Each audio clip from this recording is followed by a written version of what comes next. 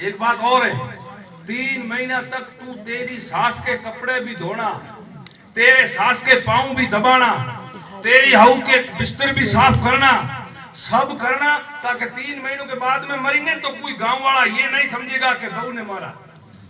सब कहेंगे बेचारी ये तो बहुत सेवा करती थी, ये तो अपनी सास के पांव भी दबाती थी, ये तो सास के कपड़े भी धोती थी, ये तो सास कहती थी रोटी बना के दे तो जैसी खेती वैसी लेती। आज की औरत कहे ये तीखा बना हुआ खाना तो खाने सो जा।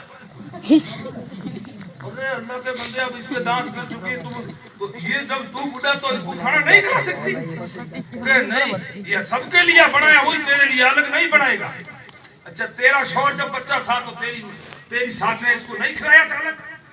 लेकिन नहीं, हम तो बहुत स्टेडियम बने, वो इंग्लिश में क्या कर शब्द आते हैं, मुझे तो आता ही नहीं बोलना, वो स्टैंडर्ड बोलते क्या बोलते हैं, स्टैंडर्ड बन चुकी। हमारा अध्यक्ष ने कल बाय बाय लिखा तो मैं समझा ही नहीं, सारे फोन कर रहे बाय बाय क्या। मैंने कहा है क्या, फिर पूछा कि बाय का माना जाना था, उसने समझने वाले समझते तो उसने कहा भाई कि 3 महीने तक तुझे करना, 3 महीने के बाद तेरी सासू मर जाएगी। अरे वाह, लेकिन 3 महीने तक तेरी सास के कपड़े धोना, बिस्तर साफ करना, सब्जी मांगे वो देना, रोटी मांगे वो खिलाना, पूरा सफाई ध्यान रखना कि ठीक। घर में आई सास बहू की झगड़ा तब क्या होता है, हर जगह होता है, तो कहा ठीक है। घर में आई, एक पूरी चाय में डाल के सासू को खिला दिया। अब गई शाम को सासू सोने के लिए, तो उसने बिस्तर लगाया और कहा सो जा, और सोने लगी तो सास के पांव दबाने लगी। सास ने कहा आज मामला बुझा, ये जो कभी पानी नहीं दे रही थी आज पांव दबा रही, कभी कहती है और तीखी बनाइए खानी है तो खाने दो, आज वो खाना पूछ रही कैसा बनाओ। चलो ठीक, 1 दिन हुआ, 2 दिन हुआ, सुबह उठी जल्दी के सासू से कहा आपके कपड़े दे मैं धोऊंगी। सासू ने कहा कभी साबू मांगती नहीं देती, आज कपड़े मांग रही है, कहा मैं धोऊंगी। कपड़े लेके धो दिया, सासू के कपड़े भी उसने धो लिया, शाम को बिस्तर भी लगा दिया, जब सोने लगी तो पांव भी दबा लिया। इतना दबा, इतनी सेवा की, करीबन 1 महीना या 18 दिन या इससे कुछ ज्यादा दिन हो चुके। सास इतनी खुश हो गई, इतनी खुश हो गई कि वो और जब बाहर जाए ना तो उसके बच्चों को सासू रमा रही, सुभान अल्लाह। और आए तो कोई पूछे कि तेरी बहू कैसी है, तो बुढ़ी जो औरतें होती वो बेचारी भोड़ी भी होती, बुढ़ी औरतें, उनको बातों को जो है सीरियस नहीं लेना चाहिए, क्योंकि बचपन और बचपन एक होता है, उनकी बातों को कभी नहीं लेना चाहिए। तो कहा मेरी बहू बेचारी बहुत अच्छी है, मेरे कपड़े भी धोती है, मेरे को खाना भी खिलाती है, मेरे के लिए बिस्तर भी साफ करती है, जो मांगू वो रोटी सब्जी खिलाती है। 1 महीना 18 दिन हो गए, इतनी सास और बहू के दरमियान मोहब्बत हो गई कि सास खाना कहे तो बहू हो तो सास को खाना ना पाए, दोनों मिलकर के खाना खाए, इतनी आपस में मोहब्बत हो गई। अब उसके बहू के दिल में ख्याल है यार मेरे तो जो है शोर घर में रहता नहीं, ससुर मेरा चला गया, मैं अकेली हो रही। अभी 1 महीने 18 दिन हो चुकी है, पीछे 1.25 महीना या कुछ बचा है, मेरी सास बेचारी मर जाएगी, तो यार मेरी अकेली से टाइम पास भी नहीं होगी।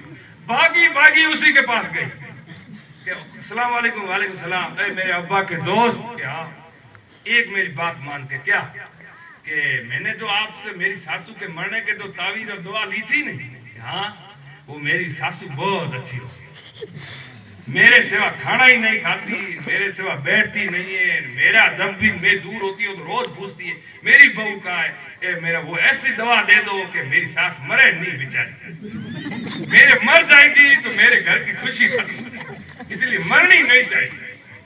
तो उसने कहा आने वाली अकल की अंधी सुन, ये मैंने कोई मरने का तावीज नहीं दिया था, सिर्फ पाउडर कुछ पड़ा था वो दिया था, और सिर्फ तुझे ये बताया कि तू सेवा कर फिर मोहब्बतें पैदा होती है कि नहीं।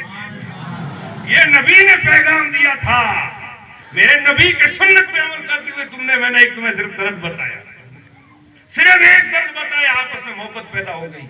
तो सिर्फ 3 महीना 1 महीने सेवा करी तो झगड़ा खत्म हुआ कि नहीं? तो इसी तरह अगर हमारी माँ बहनें आपस में मोहब्बत हो जाए तो झगड़े खत्म होते हैं कि नहीं? लेकिन नहीं करेंगे, नहीं, हम नहीं। हमारी आज की माहौल बहुत दिन ब दिन हमारा बिगड़ता हुआ जा रहा। जो औरत शोहर की बातों को बाहर बताती हो उससे बड़ी बेशर्मी कौन हो सकती? शोहर का पर्दा रखना कितना फर्ज है, जिस तरह नमाज फर्ज है, रोजा फर्ज है, इसी तरह शोहर की एक एक बात को छुपाना फर्ज है। लेकिन नहीं छुपाती। एक जगह एक रेल की पटड़ी बन रही थी, सुनो मेरी बात को, समझ में आ रहा है क्या? खत्म कर दूं?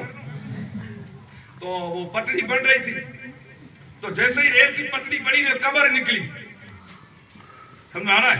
ये कब्र निकली तो वो सारे आकर के इकट्ठा हो गए, देखा ये कब्र किसकी है। तो जैसे ही कब्र खोदी तो देखा अंदर कब्र भी सलामत, कफन भी सलामत और कफन की खुशबू भी सलामत, सब सलामत। जनाजे को देखा, पूछा ये और कब्र किसकी, ये कब्र किसकी? गांव वालों को पूछा, गांव वाले बुजुर्ग लोग आकर के देखा, अरे यार ये तो कब्र फला औरत की है। तो कितने साल हुए इस औरत को दफन किए हुए? बताया 70 साल हो चुके। कितने? 70 साल हो गए। 70 साल के बाद जब कब्र खुदी औरत की, खोदी नहीं, खुल गई थी पटड़ी से, कब्र जब खुली तो औरत का जनाजा सलामत, कफन भी सलामत और कफन की खुशबू भी सलामत। सारे गांव वाले लोग मिल चुके। बताओ इस औरत का अमल क्या था? सुभान अल्लाह। ये औरत क्या काम करती थी? इसके कितनी नेकियां थी? नेकियां देखी जाती, औरत की नेकियां क्या है देखो। तो अल्लाह की कसम, तारीख गवाह है, सारे गांव वालों को बुलाया तो उसी औरत का शौहर जिंदा था।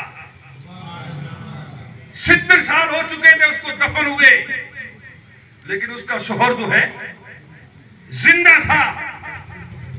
जिंदा शौहर को बुलाया और सबके रूबरू बुला करके पूछा, बुढ़े बुजुर्गों ने, ट्रेन बताने वालों ने, काम करने वालों ने, सबने आकर के पूछा, खुदा के वास्ते ये तो बता ये औरत काम क्या करती थी? और मेरी माँ बहनों सुन लो, गौर से इस बात को सुनो, ये औरत का क्या अमल था? 70 साल हो चुके, अभी भी इस औरत का जिस्म सलामत, इस औरत का कपड़ा सलामत, इस औरत का कफन सलामत, इस औरत की कफन की खुशबू सलामत। जमीन मैली नहीं होती, ज़मन मैला नहीं होता, मोहम्मद के गुलामों का कफन मैला नहीं होता। यह है क्या? और जिस मन में वो समा जाए क़यामत तक वो मन मैला नहीं होता। ये है क्या? उस सफेद दाढ़ी का बुढ़ा खड़ा हो गया सबके रूबरू, हाथ जोड़कर कहने लगा, ओ पूछने वालों, खुदा के वास्ते मेरा ये राज मत खोलो। सुन लो मेरी माँ बहनों, ये मत सुनना रात को आए थे कुछ नहीं, कुछ तो लेके जाओ, कुछ तो शर्म और हया अपने माहौल मोहल्ले में, सोसाइटी में, घरों में पैदा करो। 4 दिन की जिंदगी में कल आंख बंद होगी तो पता चलेगा, हश्र को होगा मालूम कि हारा कौन और जीता कौन। तो कहा, उस बुड्ढे को खड़ा किया कि बता तेरी औरत के पास में कौन सा नेक अमल था जो 70 साल हो गए अभी तक और जैसी थी वैसी की वैसी पड़ी। अब सुनो, वो बुड्ढा कह रहा है, खुदा के वास्ते मुझे मत पूछो, ये राज मैं जानूं या मेरी औरत जाने या मेरा खुदा जाने, तीनों के अलावा किसी को मालूम नहीं, दुनिया में किसी को मालूम नहीं है। मगर तुम मुझे पूछ रहे हो तो खुदा के वास्ते मैं जब तक जिंदा हूं किसी को मत बता। समझ में आ रहा है? हाँ, बताना नहीं। सबने कहा ये तू बता तो ले ताकि हम किसी औरतों को बताएं, आने वाली औरतों को सबक मिल जाए, दूसरी औरतें सुने तो उसे सबक हासिल हो, इसलिए पूछना चाहते हैं। क्या करती थी वो औरत? कहा वो नमाज भी पढ़ती थी, जरूर छोटी मोटी, नफल भी वक्त मिलता तो पढ़ लेती थी, अगर वक्त मिलता तो दरूद भी पढ़ लेती थी, लेकिन किसी की गिबत भी नहीं करती थी, चुगलियां भी नहीं करती थी, बेपर्दा भी कभी नहीं घूमती थी। ये सारी बातें एक तरफ, एक मेरी औरत की बात जो है वो मुझे बताते हुए जो है मेरा कलेजा मुंह पे आ रहा, का बता तो सही। तब उसने बताया कैसे, तुम पूछ ही रही हो तो अब सुनो, मेरी शादी जो हुई थी मैं मर्द के काबिल नहीं था। समझ में आया? मैं मर्द नहीं था, मेरी जो है शादी मेरे माँ बाप ने कर दी, और जब मेरी शादी हो गई मैं मर्द नहीं था। ससुराल वाले ने, माँ बाप ने मिलकर के जब शादी हो गई और जब पहली मेरी और मेरी औरत की मुलाकात हुई, उस पहली मुलाकात के मैंने मेरी औरत के आगे हाथ जोड़ करके कहा था, ओ आने वाली खुदा की बंदी सुन, मेरी इज्जत बचाए तो भी तू, न बचाए तो भी तू। मेरी शादी का मसला हो गया, मैं मर्द होने के काबिल नहीं हूं। बात समझ गए? मैं मर्दानियत के काबिल नहीं हूं। उस औरत ने कहा था, ए मर्द सुन, तेरे से निकाह हो गया तो हो गया, अब सारी जिंदगी जब तक सांस रहूंगी किसी भी हाल में ये आए मरते दम तक किसी को नहीं बताऊंगी। मरना मंजूर है लेकिन छोड़ करके दूसरे से शादी करना गवारा नहीं। ये 4 दिन की जिंदगी है, कल जवानी गुजर जाएगी, लेकिन किसी को कहूंगा नहीं। अल्लाह की कसम, उस औरत ने अपने शौहर का एक ऐब छुपाया। कितना?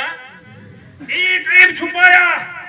70 साल के बाद में भी औरत का जनाजा सलामत, उसका कफन भी सलामत, कफन की खुशबू भी सलामत।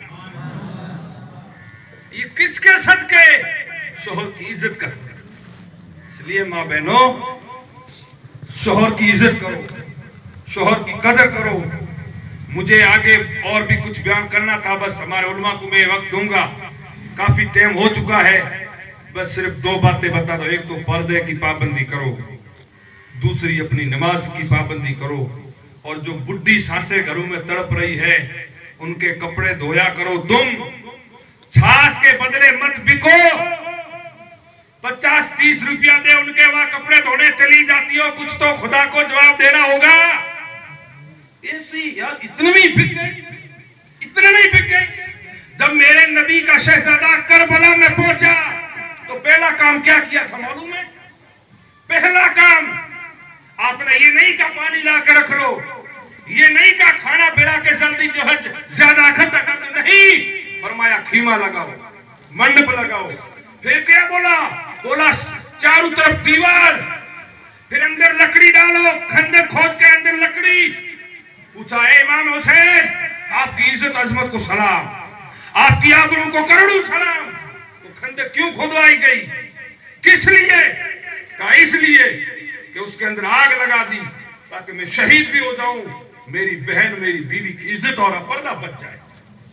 पर्दे के लिए करबला में गए, शहीद हो रहे हैं, शहीद हो रहे हैं, भूखे प्यासे तड़पाए जा रहे हैं, लेकिन क़यामत तक औरतों को क्या सबक दिया? क़यामत तक क्या सबक दिया? आपने वहां जाकर के भी औरतों का जो है पर्दा सलामत रखा। हमारी माँ बहन 20-20 कपड़ा पहन के बाद किसी का पर्दा सलामत नहीं। बस इसी जगह पे मेरी गुफ्तगू को खत्म करता हूँ। अगर मेरे बोलने में कोई कमी पेशी अल्लाह हुजूर के सदके माफ फरमाए।